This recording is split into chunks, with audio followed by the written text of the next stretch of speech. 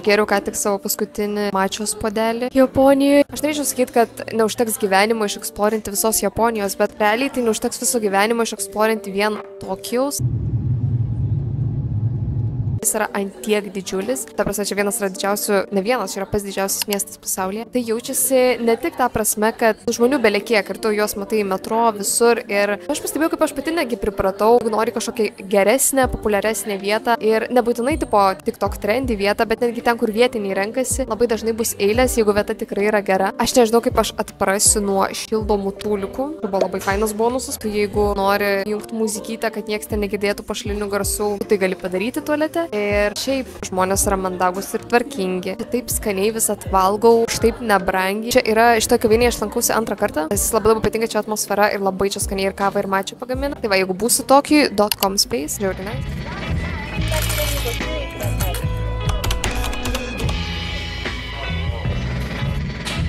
Aš nebūčiau Simona, jeigu aš netvaryčiau pusvalandžio anksčiau. Ne 15 minučių, net ne 20 minučių, o pusvalandžių. Aš tiesiog visą turiu žiauri paranoją, kad aš atvarysiu per vėlai. Aš visokių scenarijų prisigalvoju ir tada galiausiai atvarau pusvalandžio anksčiau. Ir turiu rasti, ką man veikti tą pusvalandį. Žinau, galvoju, gal biškai čia pasivaikščioti, nes šiandien saulėta. Pirmą kartą per 4 dienas ir per 3 dienas saulėta. Darysiu gaminimo pamoką. Jis šiaip truks 4 valandas visas. Gaminsim suširolus, omletą tradicinį japonišką. Žiauriai noriu išmokti gaminti. Kažkokį grilintą baklažaną ir misų sriubą. Ir jūs varo ten su manim.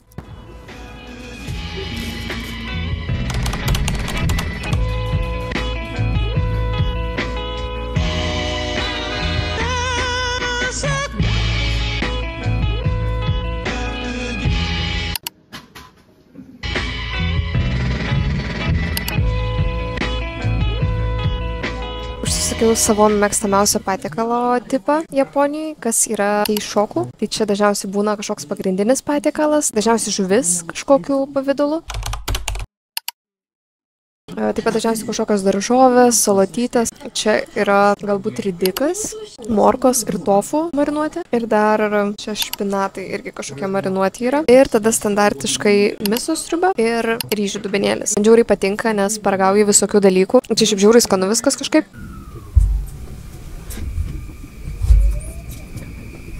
Tokijui labai daug stočių yra tiesiog kaip prekybcentriai. Taip pat čia gali ir pavalgyti, ir pasišopinti, ir tos stotys yra žiauriai didžiulės. Nu, aš, pavyzdžiui, random kažkokius desertus pardavinėja, čia visokios parduotuvės, ten toliau, kur paeisi, ten būna kartais ir turgus net. Tai dabar čia galvoju biškį suvenyrų pasižiūrėti, nes dar ne viską nupirkau, o šiandien mano last day.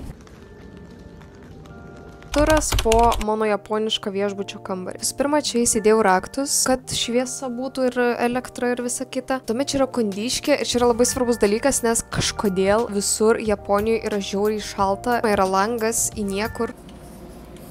O šitas staliukas, tai aš nesu tikra, ar daiktams susidėti ar valgyti, bet aš čia valgau. Ai, čia beje pirmą kartą matau viešbutyje paaiškinimą, kas čia ką reiškia, nes dažniausiai aš tiesiog su Google vertėjų žiūriu į pultelį va šitą vat. Čia tuomet, kur aš miegu, kaip matot, ant žemės. Kas čia per spintelės, aš nežinau. Realiai nieko nėra. Čia šaldytuvas, kur tu čia pasirašai savo numerį arba čekauto dieną, arba ir tą. Tiesiog susidedi produktus. Ten realiai tik mano produktai ir kažkieno pienas dar. Tai čia yra servetėlės, čia kaip suprantu, burnos skalavimui, ausis išsivalyti, pamiršau dalykai, kaip vadinasi. Ir čia yra mano kambariukas. Tai kaip atrodo blynai. Just look at that. Tai žodžiu ragaujam. Su savimi dar davė plaktos grietinėlės, džemo, granolas. Ragaujam. Aš jau žiūriu esu excited, aš žiūriu norėjau vis šitos blynus paragauti. Blemba, jie tokie fluffy ir kvepia. Kvepia šiaip kiaušiniais. Kas spėju, ne visiems gali patikti tas kiaušinių poskonis blynuose, bet aš jį asmeniškai mėgstu. Good for me. Paėmiau plaktos grietinėlės ir džemo ir tiesiog mirkau granolą, kad priliptų. Tokį turim blyną. Ir dabar momentas, kurio visi laukia. Aš valgau kaip kokį cheesecake. Nu, žodžiu. Ponės nepasakyčiau, kad jie nėra stipriai saldus, kas yra gerai, bent jau aš labai nemėgstu, kai būna per daug saldus, bet jie yra labai švelnaus skonio ir labai yra švelni ir puri tekstūra. Ir jo, turi kiaušinių poskonį ir man asmeniškai tai patinka. Žiauriai skanu, tai skanus man.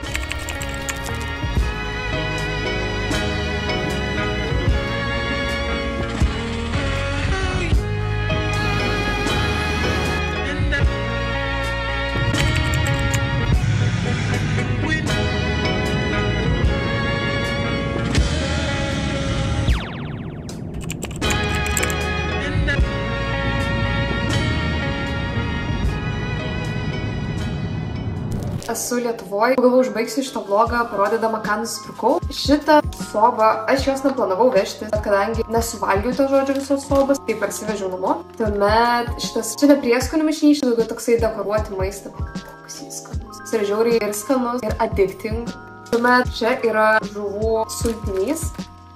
Skonį jo tiesiog ir apibūdinčiau kaip žuvų sultinio, bet jo kvapas kaip žuvyčių maistą. Taip, svirda. Ir dar, ko neplanavau parsivežti, tai yra čili aliejus. Aš jį buvau nusipirkus vėlgi Japonijoje. Aš galvoju, aš ir sunaudosiu. Kol bus Japonijoje, bet kažkaip nesunaudojau, kaip matau, pakankamai nedaug. Nu, nes jis žiauriai aštrus. Tai ačiū Dievui, iki 100 ml ir jis tilpo į mano kosmetinę. Tai aš tiesiog kaip pasivežiau su savimi. Tuomet matcha. Čia pasistengsiu parodyti, ant kiek jinai yra žalia. Čia vat kaip atskirti gerą matchą. Iš tikrųjų, vien spalva ir kvapas. Tai kvapas neturi būti kartu, o spalva neturi būti gelsva. Jinai turi būti tokia žalia. Žiauriai graži. Su ta gelsva matcha, kuri turi kartesnį kvapą, nėra nieko blogo. Jinai tiesiog, kad yra mažiau kokybiška ir kad jinai tinka kepiniams ar blynams, tiesiog maistui, o šitą tai geriausiai gerti pačiai iš savęs. Ir šitą momentą pas mane nusikirpo video, nes baigėsi mano telefono atmintis, tai čia jau praėjo porą savaičių, stengiau apsirengti taip pat, kad būtų video vientisumas. Tai dabar greit užbaigsiu. Visų pirma, keliom skincare priemonėm. Visų pirma, tenais yra toksai viral eyelineris ir jis yra waterproof, bet kas yra žiauriai kietai, tai kad jis nors yra waterproof, bet jeigu man kažkas biškai nepavyko, jeigu aš pirštu nutrinu,